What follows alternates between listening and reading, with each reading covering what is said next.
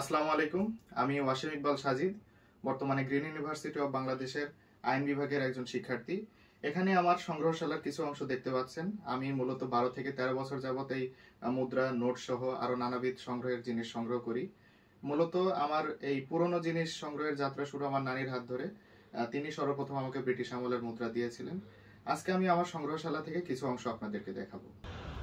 এখন আমি আমার সংগ্রহের মুঘল পিরিয়ডের কিছু রূপমুদ্রা আপনাদেরকে দেখাবো। আমার সংগ্রহে মোট 14টি মুঘল পিরিয়ডের রূপমুদ্রা দেখতে পাচ্ছেন। সর্বপ্রথম দ্বিতীয় মুঘল সম্রাট হুমায়ুনের একটি তাম্র মুদ্রা। এর পাশে রয়েছে সম্রাট আকবরের মুদ্রা। সম্রাট আকবরের মুদ্রাটিতে হিজরি সালটা লেখা আছে। এখানে একের পাশে 3টা শূন্য দেওয়া এবং মুদ্রাগুলো সবই ফার্সি ভাষায়। তারই পাশে আছে সম্রাট জাহাঙ্গীরের একটি রৌপ্য মুদ্রা।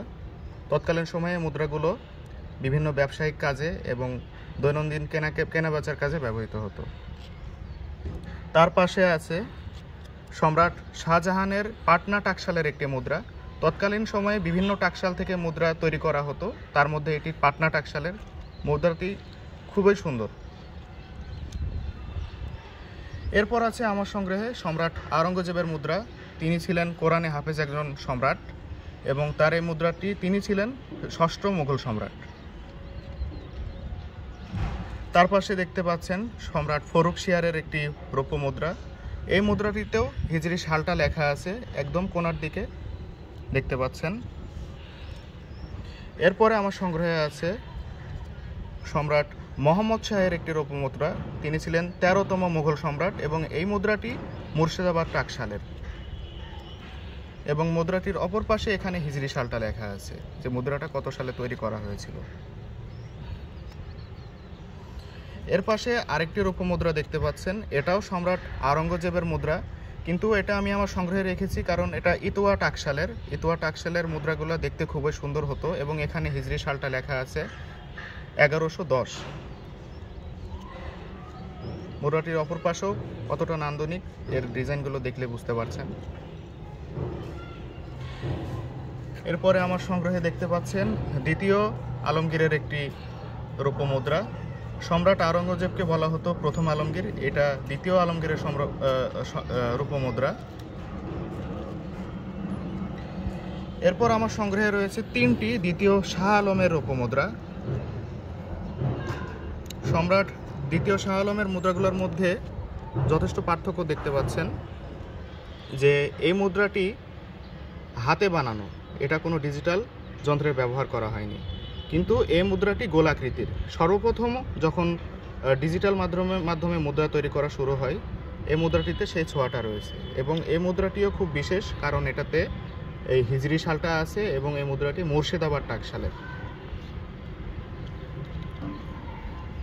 এর পাশাপাশি আমার কাছে সম্রাট শাহজাহানের সুরাট মিন্টের একটি মুদ্রা রয়েছে এবং একই সাথে সম্রাট আওরঙ্গজেবের আরও একটি মুদ্রা, যেটা 1109 হিজরি সালের। এখন আমি একটি বিশেষ মুদ্রা দেখাবো, যে মুদ্রাটি যখন তৈরি করা হয়েছিল তখন আমাদের মহানবী হযরত মুহাম্মদ সাল্লাল্লাহু আলাইহি সাল্লাম তিনি জীবিত ছিলেন এবং মুদ্রাটি 590 থেকে 628 খ্রিস্টাব্দে। মুদ্রা দুইটি দেখতে পাচ্ছেন। মুদ্রা দুইটি দ্বিতীয় খসরুয়ের আমলের। আমাদের মহানবী সাল্লাল্লাহু আলাইহি সাল্লাম ভবিষ্যদ্বাণী করেছিলেন যে পারস্য সাম্রাজ্যের পতনের কথা। এটা ঠিক তার কিছু আগ মুহূর্তের মুদ্রাগুলো 590 থেকে 628 খ্রিস্টাব্দের মধ্যবর্তী সময়ের। এবং মুদ্রাগুলি কতটা পাতলা দেখতে পাচ্ছেন, এটা এই মুদ্রার একটি কমন বৈশিষ্ট্য। এখন আমার হাতে যে মুদ্রাগুলো দেখতে পাচ্ছেন, এগুলো খলজি বংশের অন্যতম প্রসিদ্ধ সুলতান আলাউদ্দিন খলজির মুদ্রা দুইটিতে স্পষ্ট আরবি ভাষা দেখতে পাচ্ছেন এবং খলজি বংশের অন্যতম শক্তিশালী সুলতান ছিলেন সুলতান আলাউদ্দিন খলজি। তাকে দ্বিতীয় আলেকজান্ডার হিসেবে তিনি পরিচয় দিতে পছন্দ করতেন। এখন আমার হাতে 3টি ভিন্ন ভিন্ন সুলতানি আমলের পয়সা দেখতে পাচ্ছেন। এখানে সুলতান গিয়াসউদ্দিন তুগলকের একটি মুদ্রা, তার পাশে জৌনপুর সুলতান হোসেন শাহের একটি মুদ্রা এবং তার পাশে রয়েছে মোহাম্মদ বিন শামের একটি মুদ্রা। তুগলক বংশের অন্যতম প্রসিদ্ধ সুলতান ছিলেন সুলতান তুগলক এবং মোহাম্মদ বিন শামের মুদ্রার এক পাশে ষাঁড়ের ছবি দেওয়া এবং মুদ্রাটির একই সাথে অপর পাশে ঘোড়ার পিঠে অশ্বারোহী এরকম একটি ছবি দেখতে পাবেন। আমার সংগ্রহের সেরা 2টি মুদ্রা আমার হাতে রয়েছে। এর মধ্যে একটি কুষাণ সাম্রাজ্যের মুদ্রাটি একটি তাম্র মুদ্রা এবং অপর পিঠেও কিছুটা ক্ষয়প্রাপ্ত। এবং এরই পাশে আছে মৌর্য আমলের পাঞ্চমার্ক, যে মুদ্রাটি রৌপ্য মুদ্রা এবং এটা খ্রিস্টপূর্বাব্দ 375 দিকের। আমার সংগ্রহের অন্যতম একটা সেরা মুদ্রা এখন দেখতে পাচ্ছেন। আকারে কতটা ক্ষুদ্র সেটা এটা দেখলে আন্দাজ করতে পারবেন। মুদ্রাটির অপর পাশে একটি কমন সিম্বল দেখতে পাচ্ছেন, এর যেটা টিপু সুলতানের সকল মুদ্রাতেই থেকে থাকে। দুইটি বেঙ্গল সুলতানি শাসন আমলের। প্রথমে রয়েছে শামসুদ্দিন ইলিয়াস শাহ, যিনি ছিলেন প্রথম স্বাধীন বেঙ্গল সুলতান, এবং তার পাশে রয়েছে শামসুদ্দিন ফিরোজ শাহের একটি মুদ্রা। শামসুদ্দিন ফিরোজ শাহ যখন এই বাংলা অঞ্চল শাসন কার্য পরিচালনা করতেন তখনই বাংলায় আগমন ঘটে শাহজালালের। ভারতীয় উপমহাদেশের একটি অঞ্চল হায়দ্রাবাদের নিজাম মীর ওসমান আলী এর শাসনামলের একটি মুদ্রা। মুদ্রাটি খুবই নান্দনিক ডিজাইন করা এবং মুদ্রাটি সম্পূর্ণ রূপা দিয়ে তৈরি। আমাদের ফিলিস্তিনের একসময় নিজস্ব মুদ্রা ছিল এবং এটি দ্বিতীয় বিশ্বযুদ্ধের আগ পর্যন্ত প্রচলিত ছিল এবং এটি সেই সময়ের একটি 2 মিল সমপরিমাণ মুদ্রা। গুপ্ত সাম্রাজ্যের পতনের পর আমাদের এই বাংলাদেশের সিলেট, নোয়াখালী এবং চট্টগ্রামের অঞ্চল মিলে যে হরিকেল রাজ্যের মুদ্রা প্রচলিত ছিল, এটি সেই সময়ের একটি মুদ্রা। এবং মুদ্রাটি এখানে একটি ষাঁড়ের ছবি দেখতে পাচ্ছেন এবং এর অপর পাশে একটি ত্রিশূলের মতো চিহ্ন রয়েছে এবং এটিও রূপা দিয়ে তৈরি একটি মুদ্রা।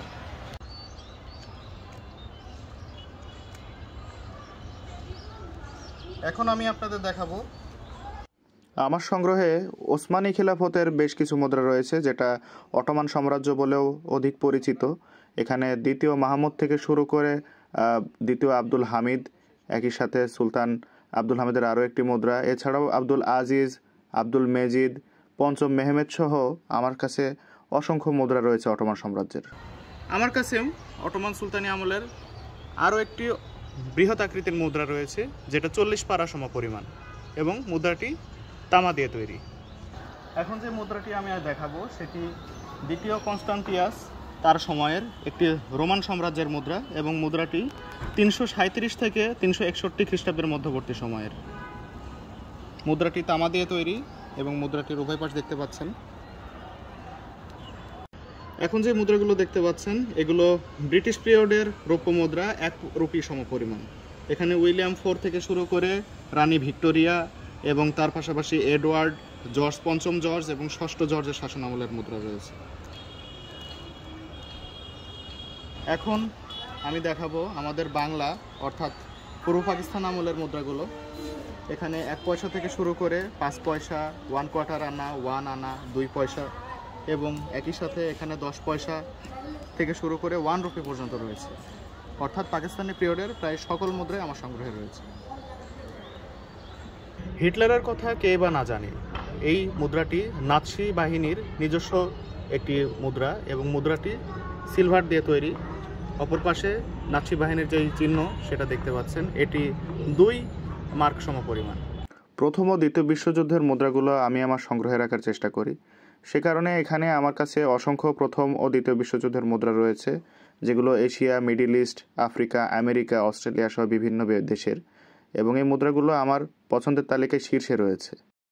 স্বাধীনতার পরে বাংলাদেশের যতগুলো মুদ্রা প্রচলিত রয়েছে আমাদের বাংলাদেশে, সেই মুদ্রাগুলো আমার সংগ্রহে রয়েছে। 1 পয়সা থেকে শুরু করে 5 পয়সা, একই সাথে সবুজ বিপ্লব 10 পয়সা, পান পাতা 10 পয়সা, এর পাশাপাশি ইলিশ মাছের ছবি দেওয়া যেই 25 পয়সা এবং একই সাথে 1975 সালে সর্বপ্রথম যেই 1 টাকা চালু হয় সেই 1 টাকা থেকে শুরু করে 5 টাকা, 2005 সালের যে 5 টাকাটা অনেক দুর্লভ, সেটাও আমার সংগ্রহে রয়েছে।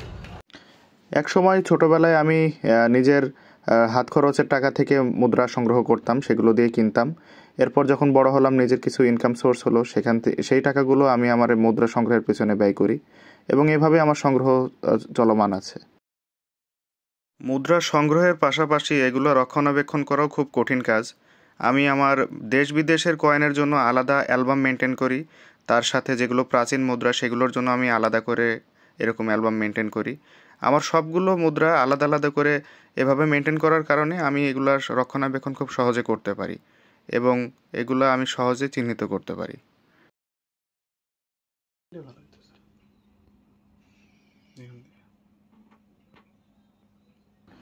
আমার সংগ্রহে 180টিরও অধিক দেশের মুদ্রা রয়েছে। তার মধ্যে আমার এই অ্যালবামে 160-এর অধিক দেশের মুদ্রা রাখা আছে। আমি এখন এই জিনিসগুলো এখন আপনাদেরকে দেখাবো। আসলে মূলত আদার্স যে কালেক্টররা আছে তাদের সাথে একটা ভালো সম্পর্ক রাখা এবং যোগাযোগ রাখার মাধ্যমে সংগ্রহশালা খুব সহজে বাড়ানো যায়। মাঝে মাঝে কেনা অথবা এক্সচেঞ্জ করা এর মাধ্যমেও সংগ্রহশালা বাড়ানো যায়। মূলত এভাবেই আমরা ছাত্র জীবনে, আমরা যেহেতু ছাত্র, এইভাবে আমরা কালেকশনটা এইভাবে বজায় রেখেছি আর কি। আমার সংগ্রহে থাকা বাংলাদেশের যেই নোটগুলো রয়েছে সেগুলো আমি এখন দেখাবো। এর মধ্যে সর্বপ্রথমেই আছে বাংলাদেশ স্বাধীন হওয়ার পরে প্রথম যে 1 টাকার নোট, তারপরে আরও যেই নোটগুলো প্রকাশিত হয়েছে সেগুলো, এর পাশাপাশি হরিণের ছবি দেওয়া যে 1 টাকার নোট, এবং বাংলাদেশ একবার পৃথিবীর মধ্যে সুন্দর নোটের তালিকায় বাংলাদেশের এই দোয়েল পাখির নোটটি প্রকাশিত হয়েছিল। এর পাশাপাশি 5 টাকা এবং 10 টাকার যেই আগের নোটগুলো সেগুলো রয়েছে। পলি যেই 10 টাকার নোট, যেটা অনেকের অনেক পছন্দের, সেই নোটটি আমার সংগ্রহে আছে। এর পাশাপাশি 10 টাকার আরও নোট, 20 টাকার নোট, 50 টাকারও বিভিন্ন ডিজাইনের নোট আমার কাছে আছে। এর মধ্যে সিলেটের চা বাগানের নোটটি অন্যতম সৌন্দর্যপূর্ণ নোট। এর পাশাপাশি বাংলাদেশের 100 টাকার আগের যে নোটটি ছিল এবং বর্তমান নোট আমার কাছে আছে, এবং বিভিন্ন সময় যে স্মারক নোটগুলো প্রকাশিত হয়েছে সেগুলো আমার সংগ্রহে আছে। এবং নমুনা নোট, যেগুলো বাজারে ব্যবহৃত হয় না, নমুনা হিসেবে তৈরি করা সেই স্পেসিমেন নোটগুলো আমার সংগ্রহে রয়েছে। এবং রিসেন্টলি যে 200 টাকার নোটে প্রকাশিত হয়েছে, এর পাশাপাশি বাংলাদেশে 500 টাকার আগের যে নোটগুলো সেগুলো আমার সংগ্রহে রয়েছে। এছাড়াও আমার সংগ্রহে বিশ্বের 150-এর অধিক দেশের ব্যাংক নোট রয়েছে, সেগুলো আমি এখন দেখাবো। এখানে প্রথমেই জার্মানির প্রথম বিশ্বযুদ্ধের সময় নোট দেখতে পাচ্ছেন, এবং এর নিচেই পূর্ব পাকিস্তানের 100 টাকার একটি নোট রয়েছে। মসজিদ থিমের নোটগুলো আমার অনেক পছন্দের, তাই এগুলো আমি সংগ্রহে রাখার চেষ্টা করি। কাবা শরীফের ছবি দেওয়া, বাইতুল মুকাদ্দাসের ছবি দেওয়া। এছাড়াও বিশ্বের বিভিন্ন দেশের নোট রয়েছে।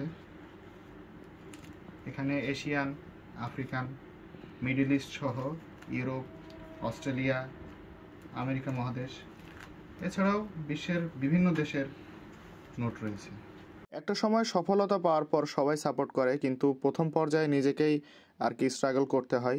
এই কালেকশনের জন্য আসলে যেহেতু মানে অর্থ দিয়ে কেউ সাহায্য করে নাই আমাকে, আমি নিজেই নিজের জমানো টাকা, নিজের কোনোভাবে উপার্জিত টাকা, টিউশনের টাকা, যখন যেভাবে পেরেছি সেভাবে আমি আমার এই সংগ্রহশালার পেছনে ব্যয় করেছি। তাই আস্তে আস্তে আমার 12 থেকে 13 বছর ধরে গড়ে তোলা আমার এই সংগ্রহ।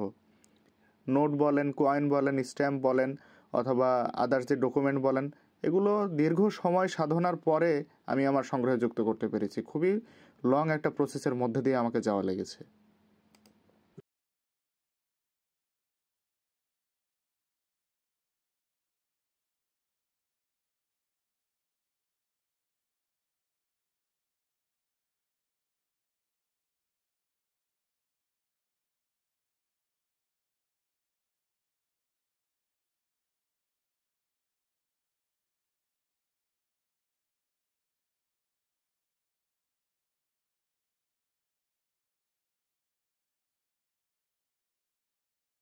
আমাদের বাংলাদেশে সাধারণত স্মারক নোটগুলো তৈরি করা হয়, যেখানে রাষ্ট্রপতি এবং প্রধানমন্ত্রীর ছবি সহ স্থাপনা ছবি দেওয়া হয়। কিন্তু বাইরে যে ফ্যান্সি নোটগুলো আছে, সেখানকার খেলোয়াড় এবং সেলিব্রিটিদের ছবি দেওয়া হয়। যেমন আর্জেন্টিনা বিশ্বকাপ জয়ের পরে তাদের এই ফ্যান্সি নোটটি প্রকাশিত হয়েছিল। এর পাশাপাশি কোপা আমেরিকার সময় এই নোটটি পাবলিশ হয়েছিল, এবং পর্তুগাল থেকে রোনালদোর ছবি সংযুক্ত করে এই নোটটি পাবলিশ হয়েছিল। জার্মানির প্রথম বিশ্বযুদ্ধের সময়ের একাধিক নোট আমি আমার সংগ্রহে রাখার চেষ্টা করেছি। তার মধ্যে এই নোটগুলো আমার অনেক বেশি পছন্দের। নোটগুলো আমি আমার সংগ্রহে রেখেছি কারণ এগুলো খুবই সুন্দর এবং নান্দনিক ডিজাইনযুক্ত। নোটগুলো আমি আমার সংগ্রহে রাখার চেষ্টা করি সবসময়, তাই এই নোটগুলো আমার সংগ্রহে রয়েছে। এর পাশাপাশিও আমার কাছে মসজিদ থিমের আরও একাধিক নোট রয়েছে। এর মধ্যে এগুলো বেশি সুন্দর, তাই এগুলো আমি আমার সংগ্রহশালা থেকে দেখানোর চেষ্টা করলাম। এখানে কাবা শরীফের ছবি দেওয়া ইরানের নোট, বাইতুল মুকাদ্দাসের ছবি দেওয়া নোট, ইরাকের বাইতুল মুকাদ্দাসের ছবি দেওয়া নোট রয়েছে। একই সাথে ইজিপ্ট এবং আফগানিস্তানের নোট রয়েছে। মূল্যস্ফীতি কতটা খারাপ জিনিস সেটা বিশ্বের বিভিন্ন দেশের অর্থনীতি দেখলে বোঝা যায়, এবং জিম্বাবুয়ের নোট দেখলে সেটা আরো ভালো বোঝা যায়। এখানে জিম্বাবুয়ের $10 বিলিয়ন একটি নোট এবং একই সাথে $1 একটি নোট দেখতে পাচ্ছেন। এই মুদ্রাগুলো ডাচ ইস্ট ইন্ডিয়া কোম্পানির মুদ্রা। তৎকালীন হল্যান্ড, বর্তমান নেদারল্যান্ডের, তারা যে আমাদের ভারতীয় উপমহাদেশে শাসন কার্য পরিচালনা করেছিলেন সেই সময়ের এই মুদ্রাগুলো ব্যবহৃত হতো। মুদ্রাগুলো গুজরাট সুলতানি আমলের মুদ্রা এবং এগুলো তাম্র মুদ্রা, এবং মুদ্রাগুলো কি পরিমাণ মোটা এবং এই মুদ্রাগুলো তখন ব্যবহৃত হতো। এখন দেখতে পাচ্ছেন প্রথম ও দ্বিতীয় বিশ্বযুদ্ধের দুইটি মেডেল। এই মেডেলটি প্রথম বিশ্বযুদ্ধের সময়ের এবং এই মেডেলটি দ্বিতীয় বিশ্বযুদ্ধের সময়ের, যেটাতে ষষ্ঠ জর্জের ছবি দেওয়া আছে। এছাড়াও আমার সংগ্রহে পৃথিবীর বিভিন্ন দেশের অসংখ্য ডাক টিকিট রয়েছে। তার মধ্যে থেকে একটি অ্যালবাম আমি দেখাচ্ছি এখানে। স্ট্যাম্প সবসময় খুবই বৈচিত্র্যময় এবং প্রত্যেকটি স্ট্যাম্পে সেই দেশের কোনো না কোনো বিশেষ সময়ের বা বিশেষ মুহূর্তের অথবা বিশেষ কোনো ঘটনার ছবি তুলে ধরা হয় এবং জাতীয় পশু, জাতীয় পাখি, জাতীয় দিবস সেই ছবিগুলো ফুটিয়ে তোলা হয়।